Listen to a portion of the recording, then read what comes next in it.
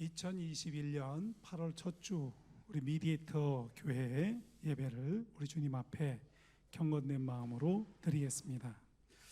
우리 함께 같이 우리 그 주변에 아직도 미디에이터에 대한 또 미디에이터의 예배에 함께 참여하지 못한 분들을 위해서 함께 같이 기도하면서 시작하겠습니다. 그 한 영혼들마다 하나님 지혜의 문을 여시어서 하나님 미디에이터의 정말 주님의 깊으신 뜻을 깨닫고 하나님 앞에 영광 돌리게 하옵소서. 함께 같이 기도합니다.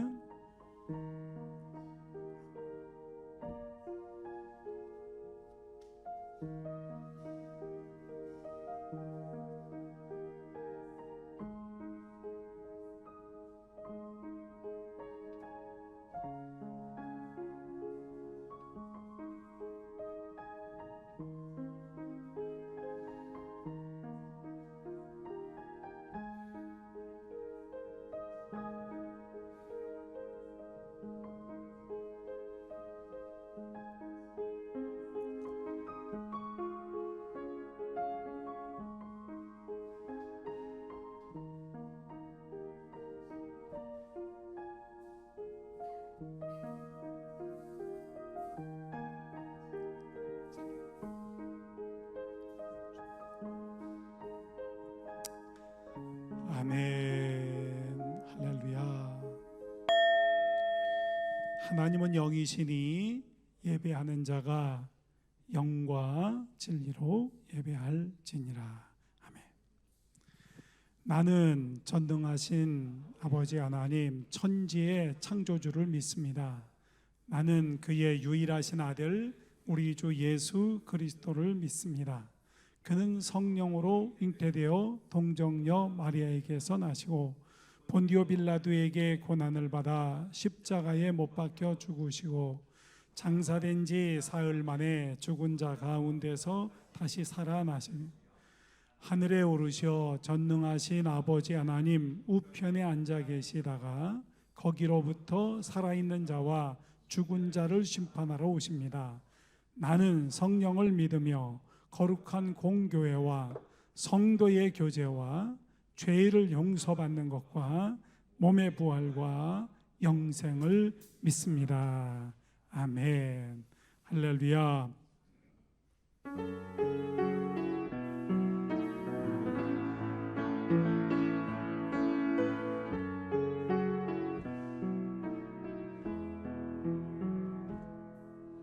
나의 마음을 정금과 같이 정결케 하소서. 나의 마음을 정금과 같이 하소서. 내 영혼에 한 소망이 있으니 주님과 같이 거룩하게 하소서. 나의 삶을 드리니 거룩하게 하소서. 주님 나를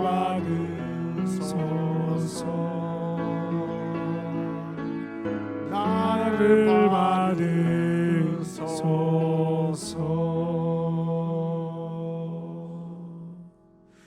이 시간 하나님께 흠없고 순전한 예배로 나아가기 위해 비움과 채움의 기도를 드리겠습니다. 허리를 바로 세우시고 바르게 앉으셔서 눈을 감겠습니다. 태초에 여호와 하나님이 흙으로 사람을 지으시고 생기를 코에 불어넣어 주셨습니다. 예배하는 지금 이 순간에도 하나님 아버지께서는 당신의 자녀들에게 생명의 기운을 채워주시기 원하십니다. 하지만 우리 내면에 더럽고 죄악된 마음으로 인해 아무리 열심히 기도하고 찬양하며 말씀을 들을지라도 하나님께 흠없고 순전한 예배로 나아갈 수가 없음을 고백합니다. 이 시간 내 마음속 더러운 것을 비우고 성령님의 인도하심에 따라 아름답고 선한 마음으로 채워지기를 소망합니다. 우리 함께 하나님을 만나는 거룩한 예배가 되도록 비움과 채움이 있는 영혼의 호흡 기도를 하겠습니다.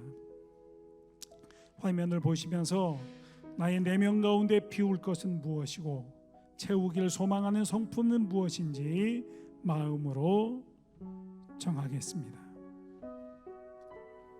이제 내쉬는 숨결에 내 안에 더럽고 죄악된 마음을 깨끗이 비우시고 들이쉬는 숨결에 거룩하고 선한 마음으로 가득 채워지기를 회개하는 심령으로 기도하겠습니다. 바른 자세로 2분 동안 기도하는 시간을 갖겠습니다.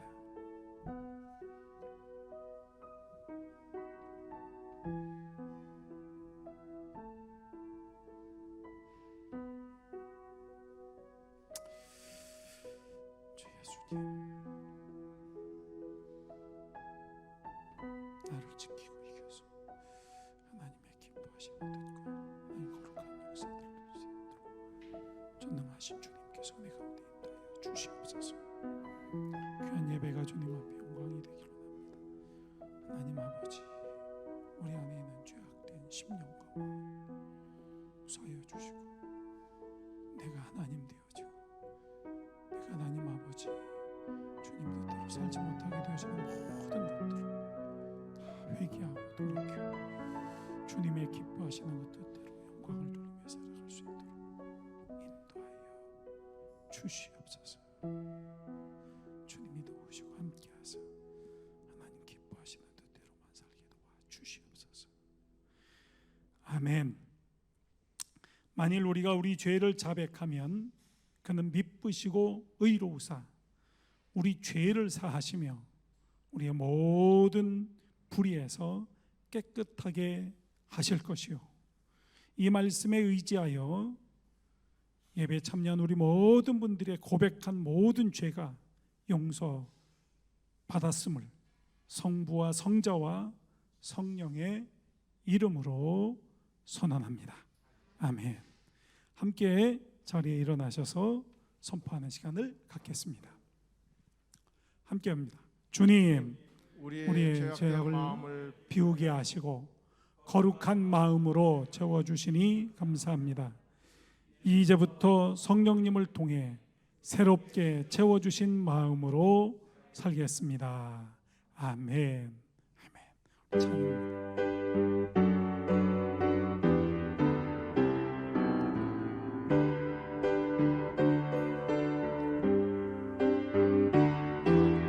지존하신 주님 이름 앞에 모든 무릎 꿇고 나 경배 거룩하신 주님 보좌 앞에 아멘 엎드려서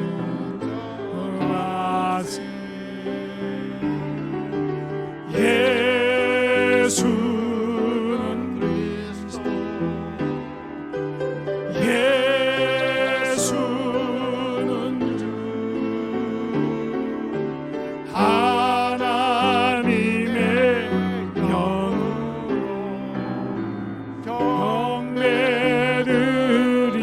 합니다. 지존하신 우리 주님 앞에 지존하신 주님 이름 앞에 모두 무릎 꿇고 나경배 거룩하신 주님 보좌 앞에 엎드려 절하세.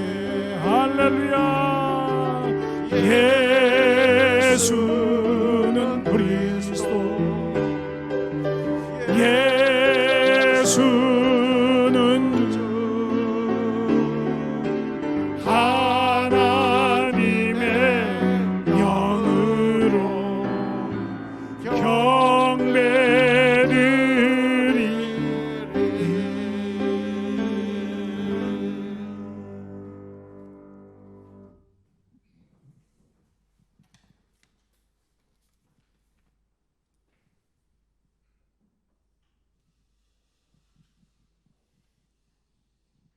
하나님 아버지, 이전에 없었던 폭염으로 인해 숨이 턱까지 차오르고 코로나로 각박해진 세상의 인심으로 인해 많은 사람들이 절망 속으로 내몰리고 인간이 손쓸 씀도 없이 벌어지는 자연재해로 인해 온 세계가 희망을 잃어가고 있습니다.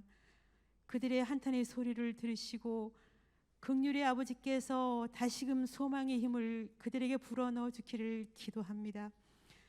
그래도 하나님께서 동방의 조그만 나라 대한민국을 지켜주시고 함께하여 주심으로 우리는 얼마나 감사한 마음으로 살고 있는지요. 돌이켜보면 모든 것이 하나님의 감사인 것을, 그 감사를 소홀히 흘려보내지 않게 하시고 더욱더 참 진리이신 우리 예수님의 뒤를 따라 제자의 길을 묵묵히 걸어가게 하시옵소서. 한 주간 또 우리가 세상에서 얼마만큼 하나님의 의를 나타내며 살았는지, 그리스도의 향기를 드러내며 살았는지 세어보니 참으로 부끄럽습니다. 코로나로 핑계대고 먹고 살기 위해서 핑계대고 나를 위해 살았지 예수님을 위해 살지는 않았습니다. 아버지여, 이렇듯 부족하고 죄 많은 우리를 용서하여 주셨고 또한 새 힘도 허락하여 주시옵소서.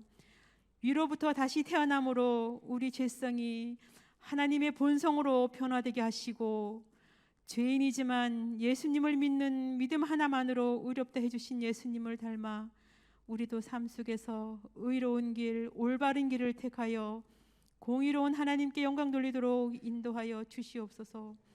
아버지, 이 코로나 질병을 어찌해야 합니까? 눈에 보이지 않는 이 무서운 질병으로 인해 예배하는 자유가 규제를 받고 형제간의 교제도 할 수 없는 최악의 사태가 점점 더 심해지고 있습니다. 아버지여, 예수님의 이름의 권세와 능력을 믿사오니 예수님의 이름으로 이 모든 사태가 사라지고 정상으로 회복되기를 기도합니다. 아버지, 도와주시옵소서.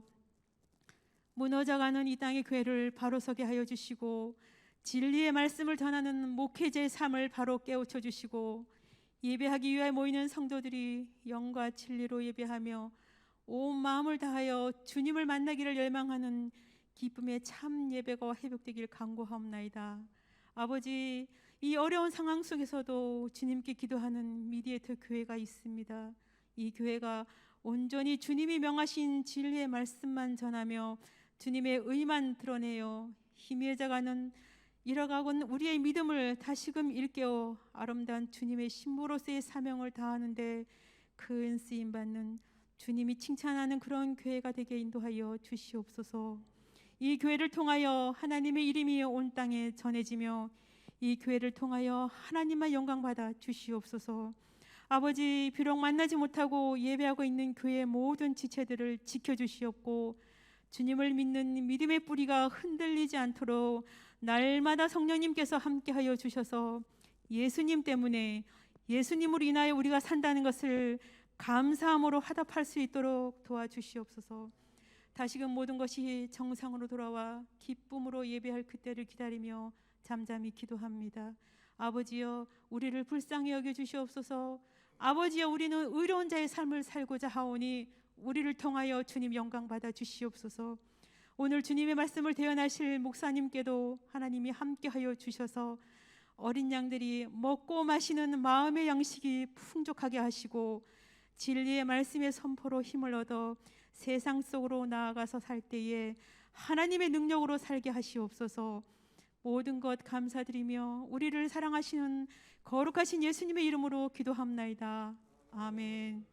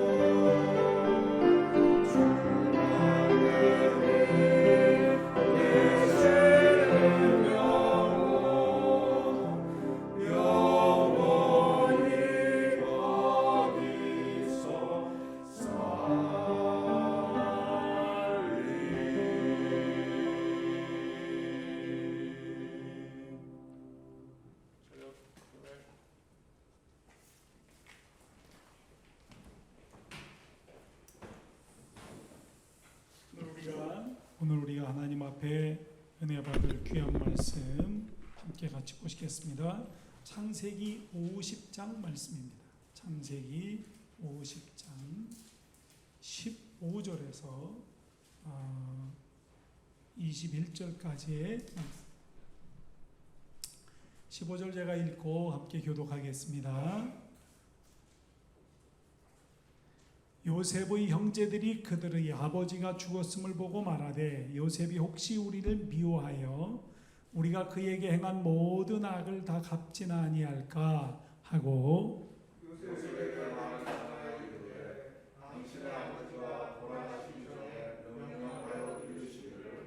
너희는 이같이 요셉에게 이르라 내 형들이 내게 악을 행하였을지라도 이제 바라건대 그들의 허물과 죄를 용서하라 하셨나니 당신 아버지의 하나님의 종들인 우리 죄를 이제 용서하소서 하며 요셉이 그들이 그에게 하는 말을 들을 때에 울었더라.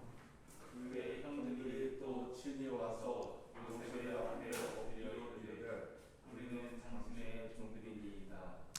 요셉이 그들에게 이르되 두려워하지 마소서 내가 하나님을 대신하리이까.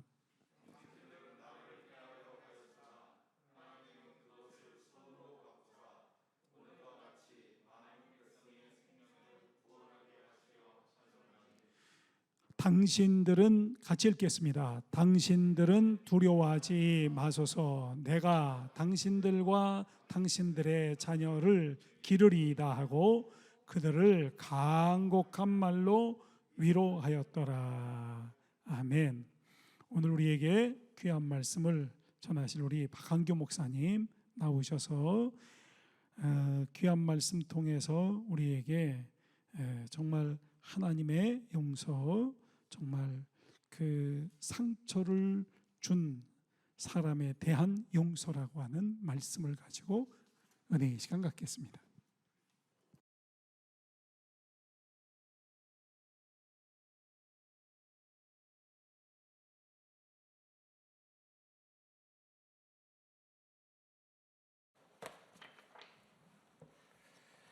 할렐루야.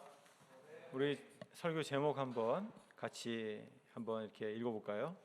같이 읽습니다. 상처를 준 사람에 대한 용서. 아멘. 지난번 설교 기억하십니까? 아무리 노력해도 행복감을 느끼지 못하는 이유, 바로 상처로 인해 돌처럼 굳은 마음 때문임을 우리는 알게 되었습니다. 자, 우리는 살아가면서 크고 작은 상처를 서로 받습니다. 이 상처가 바로 해결되면 좋으련만 이 마음의 상처는 우리의 수치심과 죄책감을 작동시켜 우리를 무의식의 깊은 곳으로 끌고 갑니다. 수치심이란 나에게 있어서 무엇인가가 잘못되어 있다, 이렇게 마음속 깊이 느끼는 바로 존재에 대한 그런 감정입니다. 따라서 수치심은 우리의 욕구와 상처에 대해 부끄러워하도록 만듭니다. 서운함으로 시작된 상처는 어느새 원망과 미움으로 뒤바뀌어 버립니다. 미해결된 이 상처받은 감정은 결국 복수심과 적대감으로 변하게 됩니다. 어떻게 감히 나한테 그럴 수 있어? 두고 보자. 가만두지 않겠어. 라며 이제 상처를 준 사람에 대해 비난과 분노를 쏟아내기 시작합니다. 이러한 상황을 주신 하나님에게조차 원망하며 차라리 나를 죽여달라고까지 그렇게 원망하곤 합니다. 미디에이터 교회 성도 여러분, 상처를 준 사람에게 우리는 무엇을 할 수 있을까요? 왜 이런 일이 계속해서 일어나는 걸까요? 어떻게 하면 좋을까요?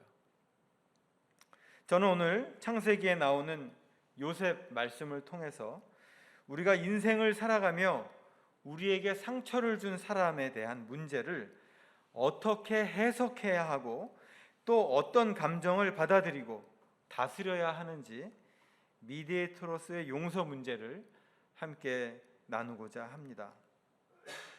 먼저 용서의 개념과 의미에 대해서 함께 살펴보겠습니다. 우리 한번 같이 읽어볼까요? 1번, 지은 죄나 잘못한 일에 대하여 꾸짖거나 벌하지 아니하고 덮어줌. 우리 국어사전은 이렇게 나옵니다. 지은 죄나 잘못한 일에 대해서 꾸짖거나 벌하지 아니하고 덮어주는 것을 용서라고 말합니다. 자, 2번이요. 복수를 하고자 하는 욕망이 사라지고 분하다고 느끼는 감정이 어느 정도 사그라들고 비난을 멈추는 것이다. 그러니까 용서는 비난을 멈추는 거라고 합니다. 그러니까 상처받은 사람이 그 사람에게 비난과 분노의 마음을, 감정을 품게 되는데 비난과 분노를 멈추는 것을 또 용서라고 이야기를 합니다. 또 3번 같이 읽습니다.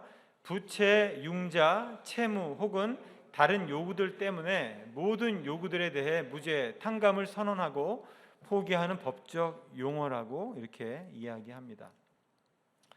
주기도문에 보면 죄와 용서에 대한 내용들이 참 잘 나와 있습니다. 마태복음 또 누가복음 이렇게 두 번 주기도문이 성경에 기록되어 있는데요. 마태복음에 나오는 죄라고 하는 단어와 또 용서라고 하는 단어, 그리고 이 누가복음에 나오는 죄라고 하고 이 죄라고 하는 단어와 용서라고 하는 단어가 다른 단어가 쓰였습니다. 번역은 그냥 죄, 용서 이렇게 되어 있지만 마태복음에서 죄는요, 부채를 이야기합니다. 돈을 빚지는 것. 그 당시에 사람들이 굉장히 어려웠기 때문에 사채를 많이 썼다고 합니다. 그래서 이 부채라고 하는 것을 우리는 죄하고 연결해서, 특히 마태복음에는 18장에도 용서하지 못하는 종의 비유에서도 부채를 탕감해 주는, 바로 그것을 용서라고 이야기를 합니다. 단순히 용서가 심리적인 것만이 아니라는 뜻이죠. 물질에 대한 탕감도 용서에 들어간다는 그런 내용을 이제 사전에서 또 성경에서 이야기를 하고 있습니다. 자, 일반적인 용서와 그리스도인의 용서를 한번 비교해 보겠습니다. 자, 일반적인 용서를 봅니다. 자, 주체가 누구죠? 피해자인 내가 주체가 됩니다. 그러니까 내가 피해를 입은 사람이 이 용서의 주체가 되는 것은 이제 일반적으로 우리가 철학적인 것인 그 의미나 윤리학적인 그런 의미에서의 그 용서의 의미는 피해자가 주체가 됩니다. 자, 그래서 이 상처와 관련된 기억을 망각하는 것이 용서라고 합니다. 잊어버리는 거죠. 그래서 다시는 보지 않을 사람으로 그렇게 기억하게 만드는 거예요. 그래서 완전히 그 사람에 대한, 그 상처에 대한 내용을 또 사건을 망각시키는 것, 바로 그것이 용서라고 가르칩니다. 또한 용서는 가해자를 위한 것이 아니고 피해자를 위한 것이라고 얘기합니다. 왜요? 피해 입은 내가 용서를 해야 내 마음에 평화가 오니까, 바로 용서는 가해자를 위한 것이 아닌 피해자인 나를 위한 것이다 라고 일반적인 용서는 이야기를 합니다. 또 나아가서 용서는 선택이라고 얘기합니다. 피해자 당신이 선택을 하는 거야. 당신이 용서할 수도 있고 용서하지 않을 수도 있어. 다만 용기가 있을 때 용서를 할 수 있다라고 그렇게 일반적으로 용서를 가르칩니다. 자, 그러나 성경에서 또 우리 그리스도인들은 그것을 어떻게 이해하면 좋을까요? 우리 그리스도인의 용서 한번 보겠습니다. 같이 읽습니다. 그리스도인 하나님의 섭리로 해석하는 겁니다. 그러니까 피해자인 내가 주체가 되는 것이 아니라 하나님의 섭리, 하나님의 구속사, 하나님께서 왜 나에게 이런 사건을 주셨는지로 그 상처와 그 사건을 해석하는 것이 바로 그리스도인의 용서라는 것입니다. 쉽게 말하면 일반적 용서에는 하나님이 없습니다. 그러나 그리스도인의 용서에는 하나님이 계십니다. 이것이 일반적 용서와 그리스도인의 용서의 가장 큰 차이점입니다. 그래서 그리스도인의 용서를 살펴보면 상처 기억을 망각하지 않고 해석을 합니다. 어떻게 해요? 오늘 요셉처럼요. 자, 요셉 본문 한번 볼까요? 19절로 21절까지 본문을 다시 봅니다. 요셉이 그들에게 이르되 두려워 마소서. 내가 하나님을 대신하리이까? 해하려 하였으나 하나님은 그것을 선으로 바꾸사 오늘과 같이 만민의 생명을 구원하게 하시려 하셨나니. 요셉의 형들은 요셉에게 악을 행했습니다. 동생을 시기와 질투 때문에 애굽에 팔아버린, 원래는 죽이려고 했죠. 그런데 그를 애굽에 팔아버렸습니다. 여러분, 요셉이 얼마나 많은 상처가 그 어린 나이에 있었겠습니까? 그러나 우리 요셉은 하나님의 섭리로 그 사건과 그 상처를 해석을 합니다. 여러분, 해석이 뭡니까? 그 의미를 알아내는 거죠. 왜 이런 일이 나에게 일어난 걸까?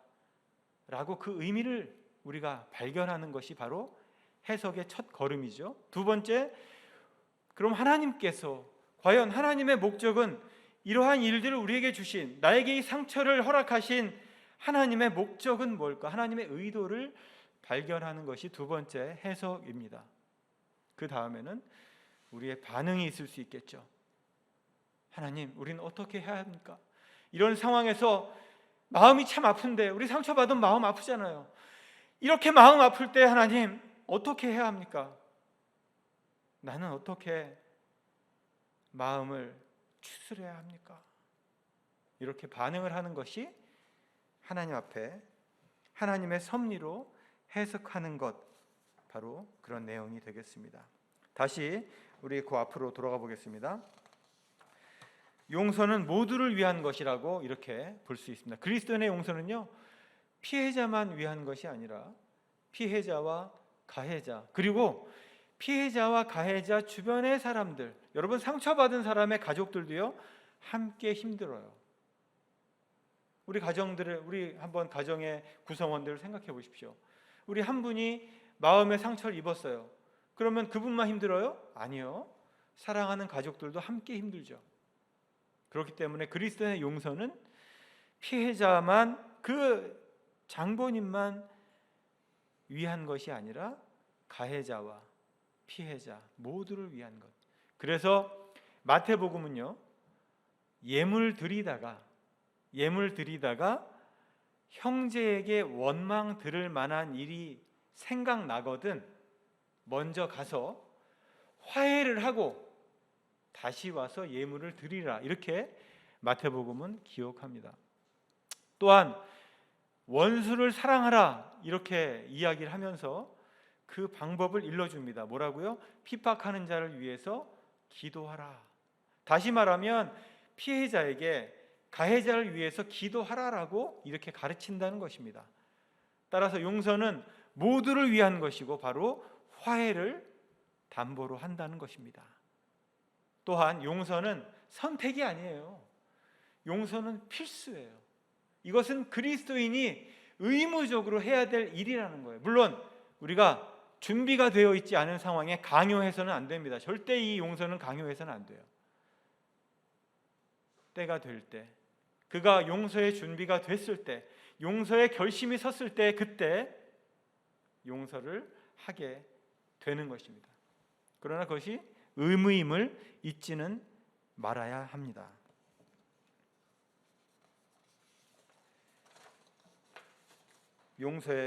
그러면 왜 우리가 용서해야 되는지를 한번 살펴보시죠. 왜 우리가 용서해야 하는가? 여러분, 용서를 왜 해야 됩니까?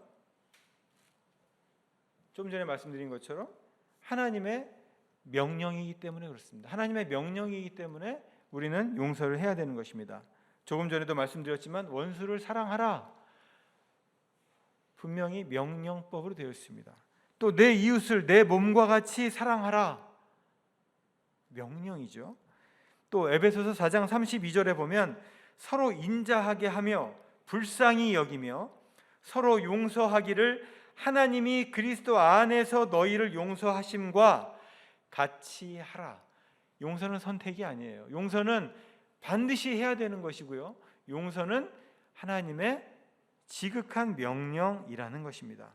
여러분, 용서하지 않으면 어떻게 됩니까? 용서하지 않으면 과거의 지배를 받는 이 과거에 얽매이는 피해자로 계속 남습니다. 그래서 가해자가 나의 정서를 좌지우지하게 만들어 버린다는 거예요. 여러분 이 내용 한번 보시죠. 용서하지 않으면 어떻게 돼요? 하나님의 자녀가 안 된다는 거예요. 형제를 용서하지 않는 사람은요, 하나님의 자녀가 아니라는 거예요. 여러분 이거 심각한 겁니다. 하나님의 자녀가 아니라는 것은요, 천국 백성이 아니라는 뜻이에요. 다시 말하면 용서하지 않는 사람은 하나님의 자녀가 될 수 없다. 이렇게 성경은 우리에게 기록하고 있습니다. 14절 볼까요? 같이 읽어볼까요? 시작. 우리는 형제를 사랑하기 때문에 죽음에서 벗어나 이미 영원한 생명을 소유하고 있다는 것을 압니다. 그러나 용서하지 않는 사람은 죽음에 그대로 머물러 있습니다. 개역 성경에 보면 사망에 머물러 있다고 그렇게 번역이 되어 있어요. 사망이요. 그러니까 용서하지 않는 사람은요, 그 상황 자체가, 그 삶 자체가 죽음에 머물러 있는 삶이랑 똑같다는 거예요. 어떻게 하셔야 됩니까? 용서하시겠습니까? 용서하지 않으시겠습니까? 여러분 죽음에 그대로 머물러 있는, 바로 용서하지 않으면 그렇게 된다는 것입니다. 자, 15절도 한번 볼까요? 형제를 미워하는 사람은 누구나 살인자입니다. 살인자에게 영원한 생명이 없다는 것은 여러분도 알고 있는 일입니다. 그러니까 용서하지 않는 것은요, 미워하는 것은 결국 살인한다라고 하는 그런 말씀과 동일합니다. 미워하는 것이 곧 살인이라고 하는 예수님의 말씀을 기억하시기 바랍니다. 그들에게는 영원한 생명이 없음을 알아야 하겠습니다. 자, 그러면 용서하면 어떻게 됩니까? 용서하면 주 안에 거하게 된다는 거예요.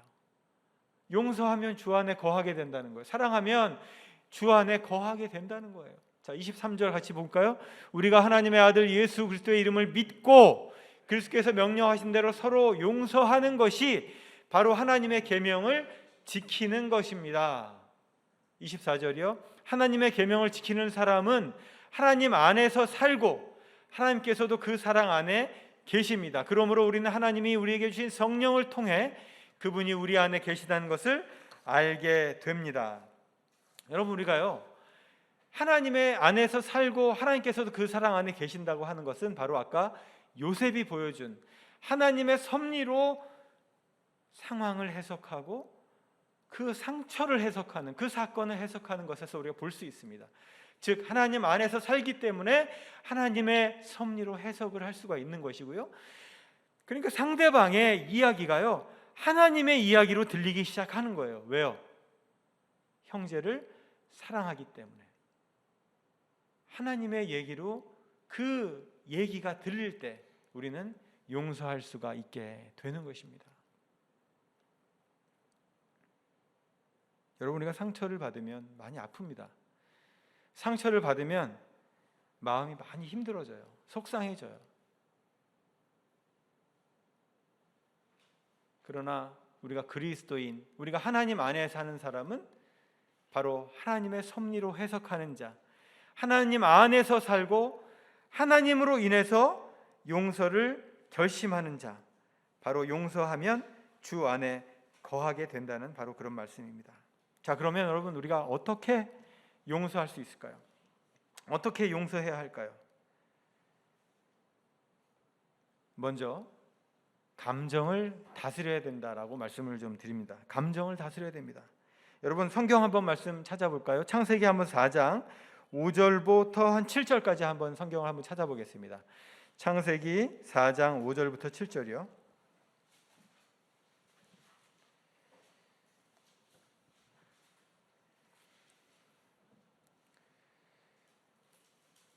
어떻게 용서할 수 있습니까? 자, 창세기 4장 5절, 6절, 7절 우리 한번 같이 한 목소리로 읽습니다. 가인과 그의 재물은 받지 아니하신지라 가인이 몹시 분하여 안색이 변하니 여호와께서 가인에게 이르시되 내가 분하여 함은 어찌 됨이며 안색이 변함은 어찌 됨이냐 내가 선을 행하면 어찌 낯을 들지 못하겠느냐 선을 행하지 아니하면 죄가 문에 엎드려 있느니라 죄가 너를 원하나 너는 죄를 다스릴지니라. 여러분, 우리가 상처를 받게 되면, 지금 가인도요 상처를 받게 된 거죠.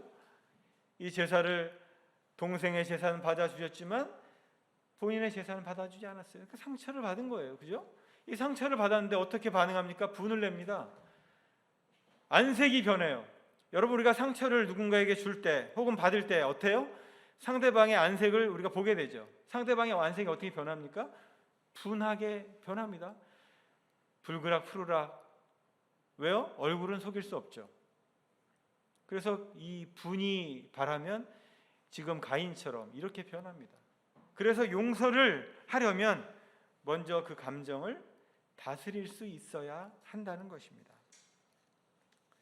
그러면 이 감정을 어떻게 다스릴 수 있을까요? 여러분, 감정 다스리기가 쉽습니까? 참 감정 다스리기 어렵잖아요. 그렇죠? 화가 났을 때, 분노가 올라올 때, 이 적대감이 특히 올라올 때 참 이게 우리가 이거를 다스리기가 참 어렵습니다. 그래서 우리가 성령 안에서 내 무의식을 알아차리는 과정이 굉장히 중요합니다. 성령 안에서 내 무의식을 알아차리지 못하면 우리는 용서의 길을 걸어갈 수가 없게 됩니다. 감정은 참 오묘해서 위장을 잘합니다. 그래서 알아차리기가 참 어렵습니다. 불안한데 화를 내고요, 우울한데 즐거운 표정을 짓습니다. 상처받고 불편한 감정의 심층을 따라가다 보면 결국 수치심으로 연결이 되는데요, 작고 초라한 자신의 모습이 드러날까 봐 두려워서 불안해하고 또 우울해하고 화를 내는 것입니다. 근데 그런 것을 성령 안에서 사실은 그 무의식을 알아차리는 것이 굉장히 중요합니다. 그 무의식을 모르면요, 그 무의식을 내가 자각하지 못하면 그 수치심으로부터 벗어나기가 굉장히 어렵습니다. 수치심에서 벗어나지 못하면 용서도 어려워져요. 그래서 우리는 성령 안에서 내 무의식을 알아차리게 해달라고 기도하면서 그 무의식을 발견하는 과정, 자기 통찰의 과정, 자기 직면의 과정이 반드시 용서의 과정에서는 필요합니다. 두 번째는 느껴지는 감정을 억압하지 말고, 억압하면 안 돼요. 나는 훌륭한 그리스도인이기 때문에, 나는 목회자이기 때문에 나는 화를 내서는 안 돼. 이렇게 내 감정을 억압시키는 경우가 사실은 많이 있어요. 억누르는 경우가 많이 있습니다. 여러분, 감정을 억누르거나 억압하면 어떻게 되는지 아세요? 감정을 억압하거나 억누르게 되면요, 쌓이고 쌓이다가 나중에 압력솥이 폭발할 때처럼 폭발하고 말아요. 그러면 오히려 그 해결되지 못한 그 감정이 계속 우리의 무의식으로 파고들어서 우리를 괴롭히는, 그래서 죄를 범죄하게 만드는 그런 동인이 되고 맙니다. 그래서 우리는 폭발시키지 말고 표현을 해야 되는 거예요. 표현. 그러니까 여러분, 화를 내는 것하고요, 화가 났다고 표현하는 게 달라요. 화를 내는 건 폭발시키는 거예요. 너 왜 그래? 하면서 소리 지르고, 너 때문에 내가 못 살겠어. 이거 폭발이죠. 이제 표현은 어떻게 할 수 있을까요, 여러분? 표현. 어떤 것이 표현일까요? 바로 이런 거죠. 요셉이 그들이 그에게 하는 말을 들을 때에 울었더라. 여러분, 요셉의 지금 신분이 넘버 2 아니에요? 충분히 공권력을 가할 수 있는 그런 위치에 있습니다. 그런데 본인에게 악을 가했던 그 형들에게 하나님의 섭리로 그 모든 것을 해석한 뒤에 뭐라고 합니까? 바로 울었더라 합니다. 울었더라. 여러분, 울었더라가 뭐예요? 감정을 표현하는 거예요.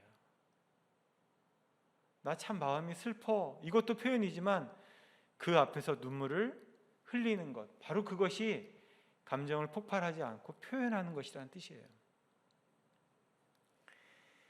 여러분, 상처받은 감정, 이것을 느낀다는 것은 힘들고 때로는 굉장히 고통스럽습니다. 그래서 회피하거나 거부하거나 억압하거나 모르는 채 합니다. 하지만 그런다고 감정이 사라지는 게 아니에요. 왜냐하면 감정은 느끼고 표현되지 않으면 절대 사라지지 않는 특성이 있어요. 그래서 해결되지 않은 감정이 우리의 무의식 속에 빠져 있다가, 감추어져 있다가 갑자기 튀어나오는 거죠. 군대를 이제 일주일 후면 가야 하는 어떤 형제가 있었습니다. 그 어머니가 이야기한 것을 제가 들었는데요. 그 형제가, 그 아들이 집에서 나가면 나간다, 밥을 먹으면 먹었다, 안 먹으면 안 먹었다, 들어오면 들어온다, 이런 얘기를 어머니한테 한 번도 안 하는 거예요. 일주일 후면 군대를 가야 되는데 엄마 마음이 어떨까요, 여러분? 엄마 마음이 많이 상처받지 않을까요? 저에게 와서 그것을 고민하더라고요. 이럴 때 어떻게 해야 됩니까? 여러분, 이럴 때 어떻게 해야 됩니까? 한 대 때려요? 상처를 줍니까? 말로? 너 이놈의 자식, 그래, 너 군대 가서 한번 당해봐라, 너 고참들한테, 이렇게 합니까? 아니죠.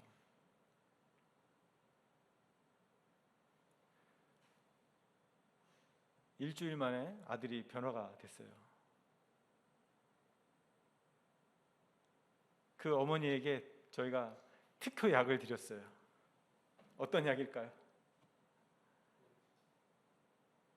뭐 제가 이렇게 말하니까 신약이요, 뭐 구약이요 이렇게 말씀하시는 분도 있는데, 네, 맞습니다. 성경 말씀이죠. 그리고 중요한 것은요, 아이 메시지라고 하는 그런 요법이 있어요. 대화법이 있습니다. 아이 메시지. 이렇게 알려드렸어요. 그분이 전도사님이셨는데, 전도사님, 아들에게 이렇게 한번 얘기해 보십시오. 아들아, 야, 네가 이제 일주일 후면 군대를 가는데 네가 들어오면 들어온다, 나오면 나간다, 밥 먹었으면 먹었다, 안 먹었다 얘기를 안 해주니까 엄마가 너무 마음이 서운하고 엄마가 너무 속상해. 내일부터는 나갈 때 들어갈 때 전화로라도 엄마한테 얘기해 줬으면 좋겠어. 끝. 어떻게 됐을까요, 여러분? 군대를 갔습니다. 요즘 군대에 6시 이후면 카톡을 할 수가 있어요. 엄마한테 카톡을 매일 해가지고 지겨워 죽겠다 그러더라고요. 여러분, 변화됐지 않았어요? 상처받은 그 엄마가요, 이렇게 본인의 감정, 서운한 마음, 속상한 마음, 아들 때문에 아픈 마음을 솔직하게 얘기한 거잖아요. 그리고 네가 이렇게 됐으면 좋겠어라고 희망을 얘기했어요. 그랬더니 성령께서 역사하셔서 아들을 변화시키고, 그 아들이 그 얘기를 한 그 직후부터 들어오면 들어온다, 나가면 나간다, 그런 얘기를 하는 그런 아들로 바뀌었다는 사실이에요. 바로 미디에이터의 용서는 이런 것이 돼야 됩니다. 우리 안에 하나님이 계시고 우리 안에 그 감정을 무시하지 않고 하나님이 주신 그 감정을 충분히 느끼고 상대방에게 그 감정을 폭발시키지 말고 느껴진 그대로 존중하면서 표현하게 되면 변화가 일어난다는 사실입니다. 그리고 그것을 있는 그대로 이제 성령께 내어 맡기는 겁니다. 나는 할 수 없습니다. 그러나 주님은 하실 수 있습니다. 주님께 모든 것을 내어 맡깁니다. 나는 할 수 없습니다. 주님은 하실 수 있습니다. 주님께 모든 것을 내어 맡깁니다. 이렇게 내어 맡길 때 우리의 용서가 성장하고 완성될 줄 믿습니다. 성령님이 임하시면 어떻게 된다고 지난번에 말씀드렸는데요. 한번 성경 구절 한번 찾아보겠습니다. 에스겔 11장 19절 20절 준비됐습니다. 같이 한번 읽어볼까요? 내가 그들에게 한 마음을 주고 그 속에 새 영을 주며 그 몸에서 돌 같은 마음을 제거하고 살처럼 부드러운 마음을 주어 내 율례를 따르며 내 규례를 지켜 행하게 하리니 그들은 내 백성이 되고 나는 그들의 하나님이 되리라. 용서 참으로 어렵습니다. 내가 하려면 참으로 어려운 것이 용서보다 참 없는 것 같아요. 아무리 매달리고 기도하고 했지만 참 어려웠던 것이 저에게도 용서가 용서였습니다. 그러나 여러분, 우리가 성령님이 우리에게 임하시면, 성령님께 우리가 모든 것을 내어 맡기게 되면 돌 같은 마음을 제거하고 살처럼 부드러운 마음을 주시는 바로 그분이 우리의 상한 심령을 부드럽게 바꿔 주실 것을 저는 믿습니다. 여러분, 언제 용서하시겠습니까? 여러분, 언제 용서하시겠습니까? 여러분에게 상처 준 분 있지 않습니까? 여러분, 언제 용서하시겠습니까? 미디에이터 여러분, 용서할 준비가 되셨습니까?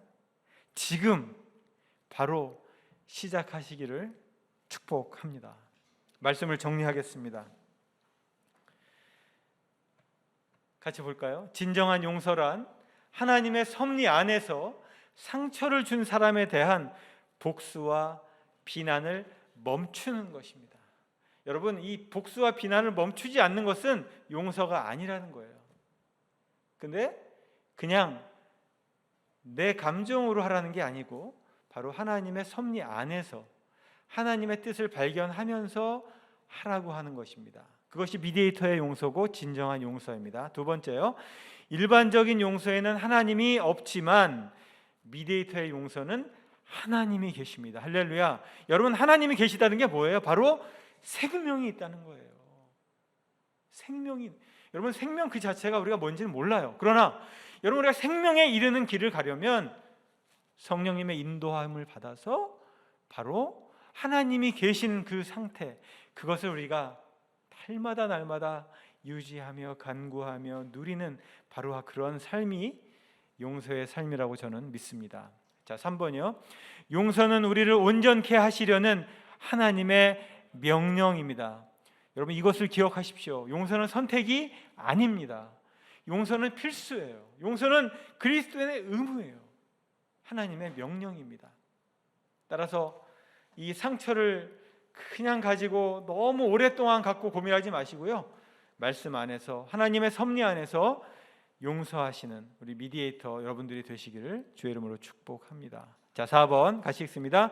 용서하는 사람은 하나님 안에 거하는 진정한 하나님의 자녀입니다. 할렐루야. 여러분, 이 용서하는 사람이야말로 진정한 하나님의 안에 거하고 또 우리 안에 하나님이 거하시는, 그래서 하나님과 우리가 소통되는 그런 소통되는 미디에이터, 바로 그것이 하나님의 자녀라고 하는 사실이 되겠습니다. 사랑하는 미디에이터 교회 성도 여러분, 성령님께서 이 시간 여러분의 마음속에 찾아오셔서 상처받아 돌처럼 굳어졌던 그 마음을 새 살처럼 부드러운 마음으로 변화시켜 주시기를 소망합니다. 지금 이 순간부터는 상처를 준 사람과 상처에 대해 하나님의 마음으로 새롭게 해석하시기를 축복합니다. 오늘 나눈 말씀에 힘입어 성령님과 함께 또 옆에 계신 형제 자매와 함께 참 행복을 느끼는 미디에이터들로 살아가시기를 주님의 이름으로 축복합니다. 함께 결단하겠습니다. 상처받은 마음을 잘 다스리게 하옵소서. 하나님의 섭리 안에서 삶을 해석하게 하여 주옵소서. 상처를 준 사람에 대해서 복수와 비난을 멈추고 용서할 수 있는 용기를 또 우리에게도 주십시오. 하나님의 명령을 받아들일 수 있도록 주님 인도하여 주옵소서. 함께 기도하며 나아가겠습니다. 주여,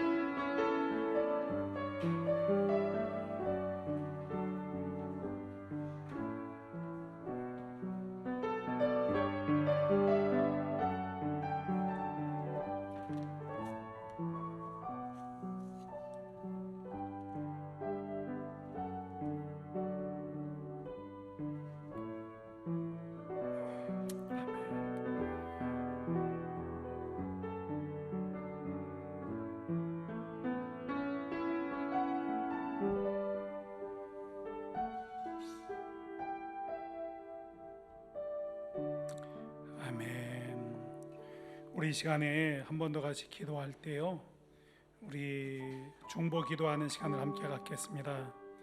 우리 위담 병원을 포함한 위담 그룹에 특별히 은혜를 베풀어 주시고, 또 충주 통합병원도 주님 축복해 주시어서 하나님 은혜 속에 귀하게 쓰임 받는 그룹이 되게 해 주시옵소서. 또 우리 함께 같이 말씀을 들으면서 우리 가운데 질병 속에 고통당하는 분들이 있고 아픔 속에 힘들어하는 분들도 있습니다. 하나님 이들 안에 돌 같은 마음을 제거하여 주시고 살처럼 부드러운 마음을 주시며 정말 용서로 말미암는 치유가 일어나게 하여 주시옵소서. 또 저는 이런 생각을 했습니다. 어제 이제 우리 귀한 분들하고 함께 같이 대화를 나누면서 우리 미디에이터가 정말 필요한 필요성이 무엇인가. 많은 사람들이 하나님이 없는 것처럼 살고 하나님을 모르고 신앙생활하는 사람들조차도 하나님 없이 사는 것이 일반화되어 있다고 하는 이야기들을 함께 나누었습니다. 스스로 하나님처럼 자기가 주인 되어 살아가면서도 스스로의 모습을 잘 모르고 사는, 때때로 우리가 스스로 소경임을 모르고 사는 경우들이 얼마나 많이 있는지를 말씀을 나누면서 절감하게 되었습니다. 하나님 우리의 소경된 눈을 뜨게 해 주시옵소서. 치료의 역사가 일어나게 하옵소서. 위담병원 위담그룹을 축복해 주옵소서. 함께 중보하며 기도하며 나가겠습니다. 기도하겠습니다. 좋으신 우리 하나님 아버지, 은혜 가운데 인도하여 주시어서 사랑하는 아버지 하나님, 우리 스스로가 하나님 자기가 주인 되어서 살아가면서도 자기가 하나님 아버지 주인이 아니라 스스로 하나님이 주인인 것처럼 착각하고 사는 경우들이 얼마나 많이 있는지요. 우리 예수님 용서하여 주시고 긍휼히 여겨 주시어서 하나님 아버지 미디에이터로 살지 못한 우리의 완악한 죄와 허물들을 하나님 아버지 용서하여 주시기를 간절히 바라옵고 원합나이다. 위담병원을 축복하여 주시옵소서. 위담그룹 안에 은혜를 베풀어 주시고 충주통합병원 하나님 아버지 다스려 주셔서 하나님 은혜 속에 하나님 아버지 살게 도와주시고 하나님 영광을 위해 살아갈 수 있는 복되고 아름다운 은혜가 임하도록 전능하신 아버지 하나님 은혜 날 이루어주시기를 원합니다. 질병 속에 고통당하고 아픔 속에 상처 속에 하나님 살아가는 모든 이들에게 하나님의 용서와 치유의 역사가 일어나서 돌같은 마음들이 지하여지게 도와주시고 살처럼 부드러운 심령들이 되도록 축복해 주시옵소서. 오늘도 귀한 말씀 주심에 감사드리며 말씀의 은혜 받은 성도들의 삶 속에 하나님의 온전케 하는 회복의 역사가 있게 하옵소서. 예수님 이름으로 기도 올리옵나이다. 아멘, 아멘, 할렐루야. 우리 함께 자리에 일어나셔서 우리 모든 분들이 정말 하나님 없이 사는 삶이 아닌 하나님과 함께 동행하는 미디에이터들로 서시게 되시기를 주님의 이름으로 축복합니다. 함께 교독합니다. 하나님은 거룩하십니다. 하나님은 온전한 생명을 주십니다.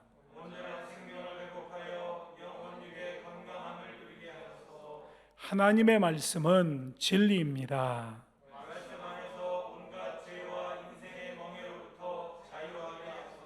하나님은 사랑이십니다.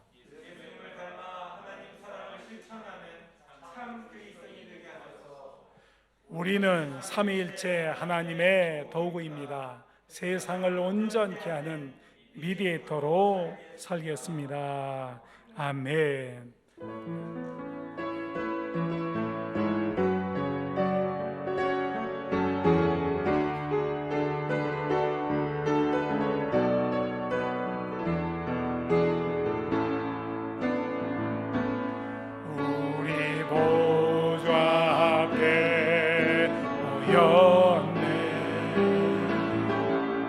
함께 주를 찬양하며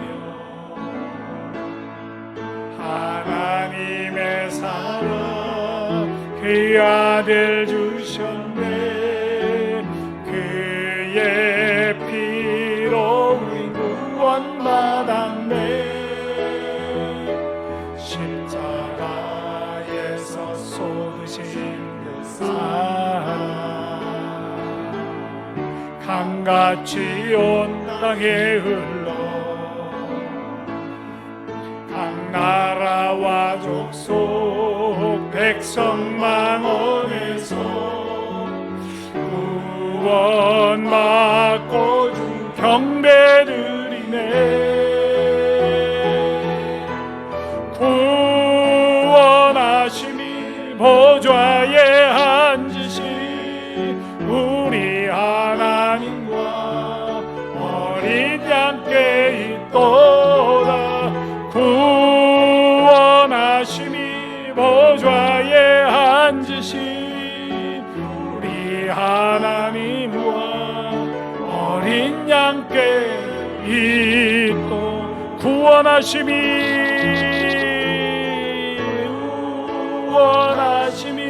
보좌에 앉으신 우리 하나님과 어린 양께 있도다. 구원하심이 보좌에 앉으신 우리 하나님과 어린 양께 있도다.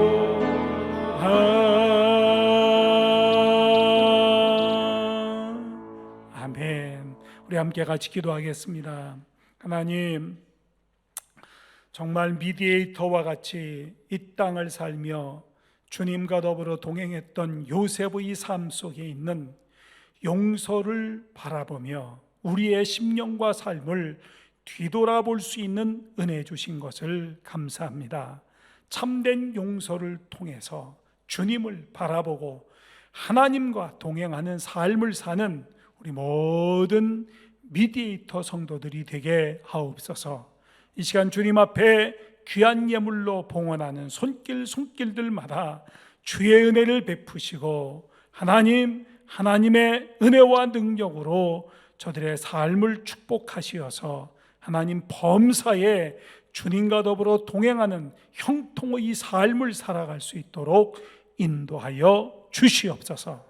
이제는 우리 주 예수 그리스도의 무한 지극하신 사랑하심과 하나님 아버지의 극진하신 사랑하심과 인도 돌보심과 성령님의 교통, 감화, 감동 함께 동행해 주시는 역사와 은혜가 우리 모든 성도들에게 함께 계시옵기를 간절히 축원하옵나이다. 아멘.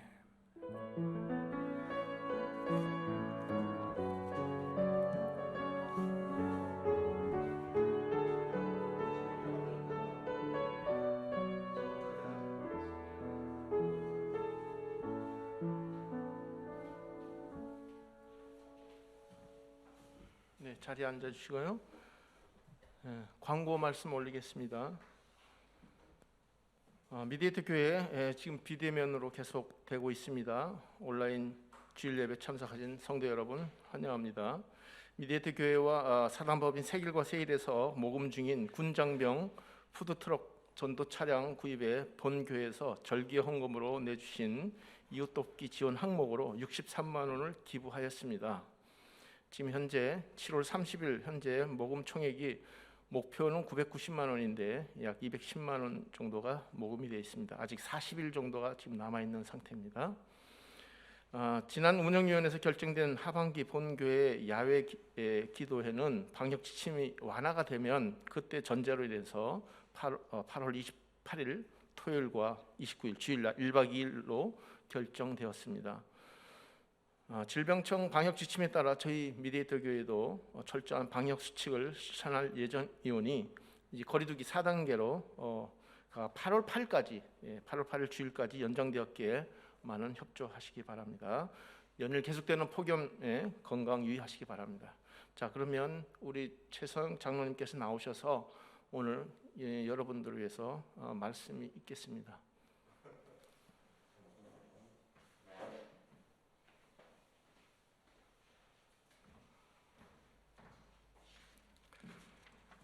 안녕하세요. 반갑습니다. 지금 비대면으로 드리고 있는 우리 성도 여러분, 이 뜨거운 여름에 건강 하시기를 안부 전합니다.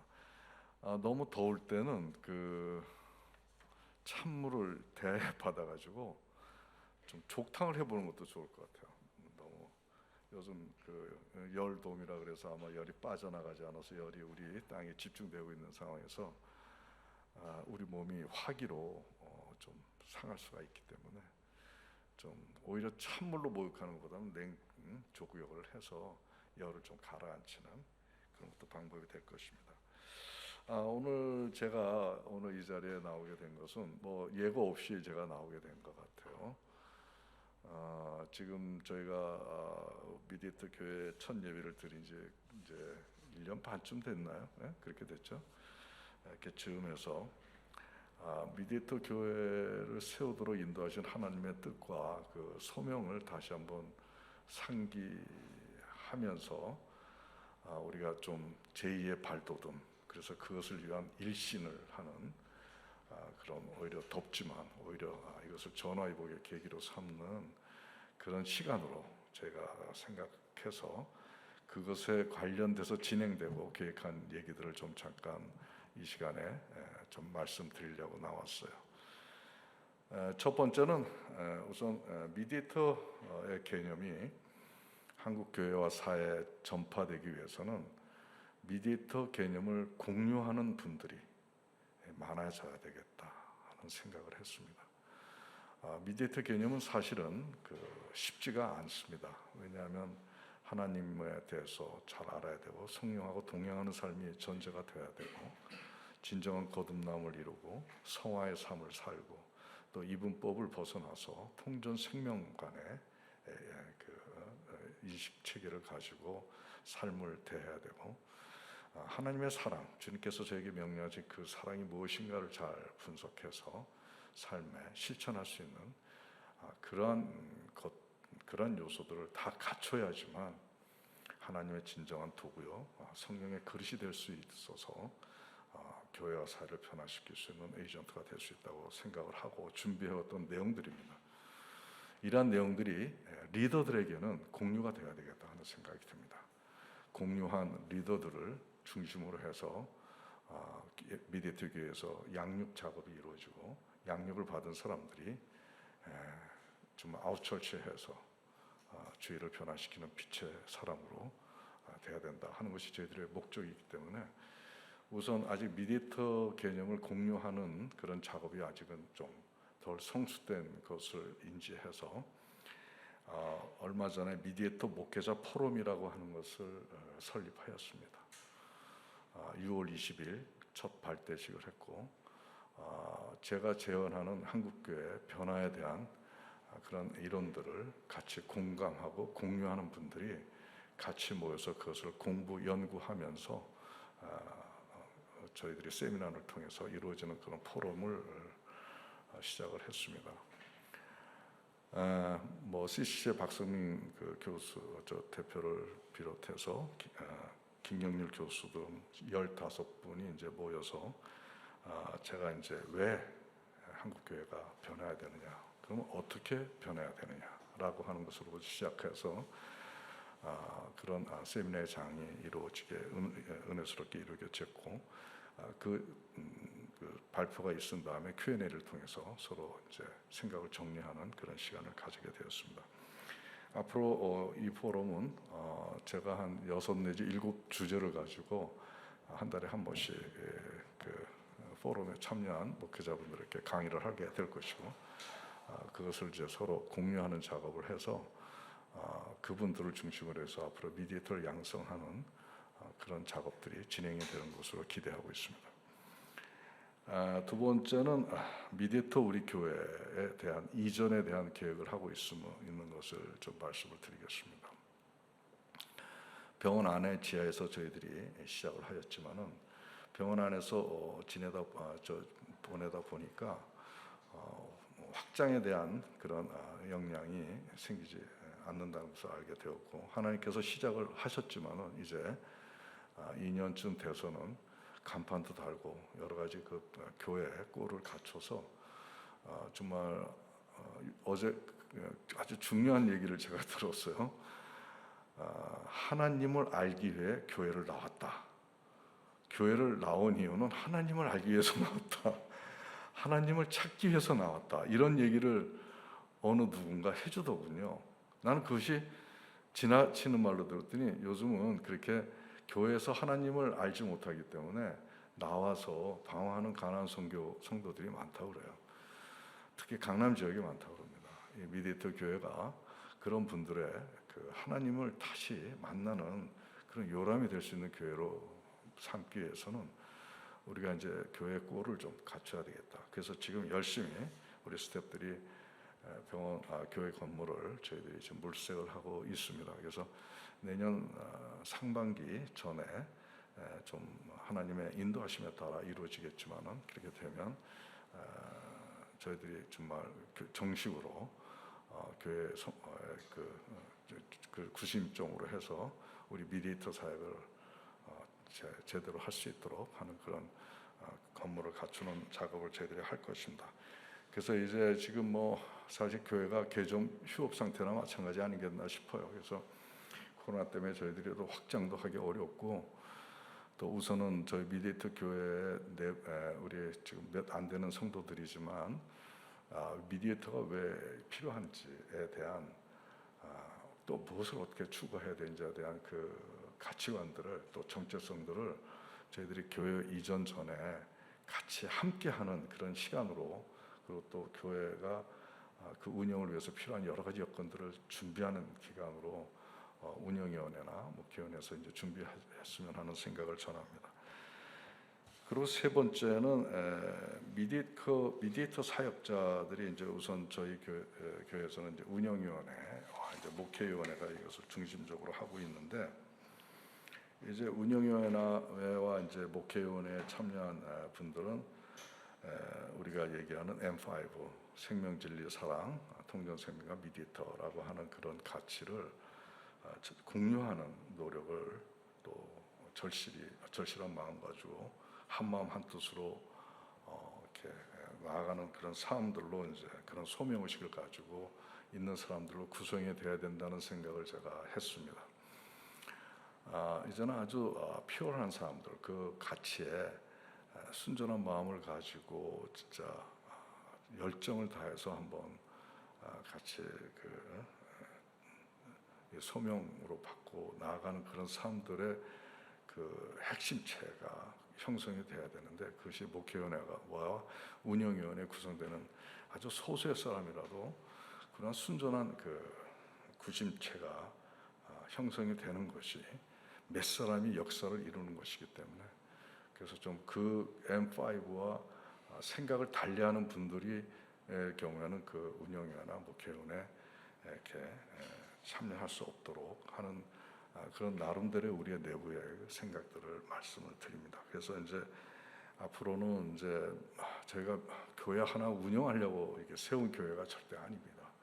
다른 여느 교회하고 다른 것은 한국 교회라고 하는 전체를 놓고 사회라고 하는 것을 전체를 놓고 시작한 교회이기 때문에 대충 해서는 안 되는 그런 저희들의 발걸음이라고 생각을 해서 이제는 진짜 제대로 정말 잘 갖춰서 또 갖추지 못한 경우가 있다 하더라도 또 갖추기를 같이 열망하면서 경주하는 그런 사람들로 구성이 돼서 그런 사람들이 하나님의 이 땅을 향한 이 시대를 향한 그 하나님의 진정한 메시지를 전하는데 한 목소리로 한 마음으로 한 뜻으로 손을 잡고 나아가야 된다고 생각합니다. 거기에 구심점이 바로 목회위원회와 운영위원회 멤버가 아니겠나 싶어서 조금 더 엄밀한 가운데 관리돼야 되겠다는 생각이 듭니다. 아무튼 좀 제가 세 가지 정도의 말씀을 드렸는데 미디에이터 교회는 말씀드린 대로 지금 추락해가는 한국교회 또 손가락질 당하는 한국교회 진짜 우리는 열심히 하는 것 같은데 손가락질 당하게 돼버렸어요. 그리고 예수님의 얼굴이 너무 처참할 정도로 부끄러진 그런 시대를 살고 있습니다. 근데 그 누가 했습니까? 우리가 한 겁니다. 사실 우리가 한 겁니다. 근데 이걸 우리가 절실히 깨닫고 정말 어떻게 다시 시작해야 된다고 하는 채비를 하고 우리가 나가야 되는 모임이 바로 이 교회입니다. 소수의 사람으로부터 시작이 되지만 하나님께서 이 사람들을 사용하시고 정말 세우셔서 당신의 일들을 미디에이터 교회를 통해서 이루시고자 하는 당신의 뜻들을 이루실 거라고 확신하기 때문에 어렵고 힘든 또 많은 장벽이 있고 또 우리 내면의 장벽도 있어요. 내가 보니까.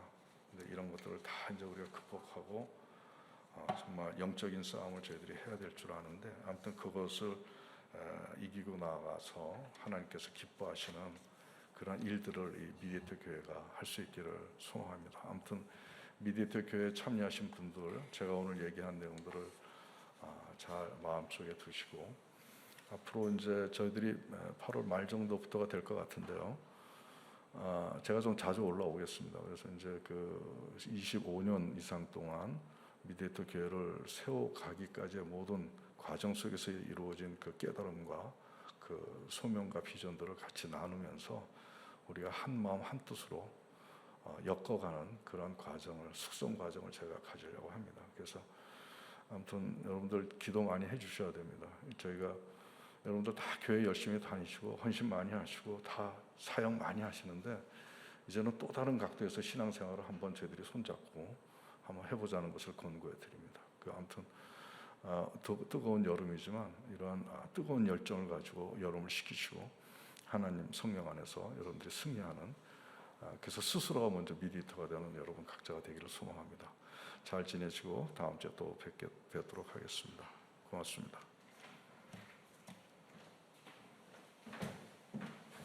네, 이것으로 2021년 8월 1일 미디에이터 교회 온라인 주일 예배를 모두 마치겠습니다. 오늘도 승리하시는 하루가 되시길 바랍니다. 감사합니다.